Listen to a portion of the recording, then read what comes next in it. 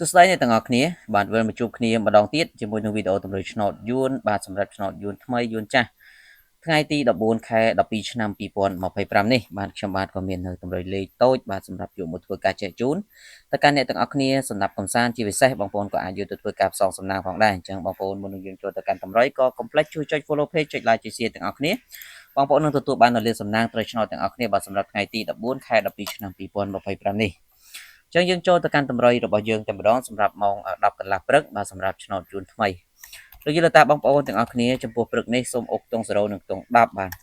បាទចំពោះខ្ទង់10គឺយើងធ្វើការបុក10គាត់11លេងអធិស្ស្រ័យ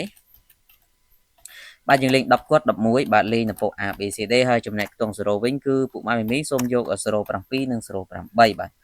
បាទហើយសម្រាប់ថ្ងៃនេះក៏យើងមាននលេល្អពិសេសសម្រាប់ម៉ោង1កន្លះឆ្នោតយួនថ្មីហើយឆ្នោតយួនចាស់ក៏យើងមាននៅម៉ោង4កន្លះបាទហើយសម្រាប់បងប្អូនដែលចង់បានលេខពិសេស VIP ហ្នឹងបងប្អូនគ្រាន់តែធ្វើការឆាតចូលប្រអប់សារទាំងអស់គ្នាគឺនឹងបងប្អូននឹងទទួលបាននៅលេខពិសេស2គ្រាប់លេង4ប៉ុស្តិ៍បាទយកទៅលេងទាំង4ប៉ុស្តិ៍ហើយសេវាវិញគឺត្រឹមតែ5រៀលទេបងប្អូនបាទឆ្នោតចិញ្ចឹមទៅយកសេវាតាមក្រោយអញ្ចឹងសម្រាប់អ្នកដែលចង់បានសូមបងប្អូនធ្វើការឆាតចូលពេកទាំងអស់គ្នាបាទសម្រាប់ម៉ោង6កន្លះថ្ងៃទី12នេះគឺបងប្អូនទាំងអស់គ្នាសូមលេងខ្ទង់40និងខ្ទង់30បាទចំពោះខ្ទង់40យើងបុក48 49បាទហើយចំណែកខ្ទង់30យើងយក32 33បាទដើម្បីលេងនៅពួក ABCD អញ្ចឹងសម្រាប់ពួកម៉ាមីមីដែលបងដែលអស់គ្នាដែលចង់បានលេខពិសេសម៉ោង1កន្លះឬក៏ម៉ោង4កន្លះ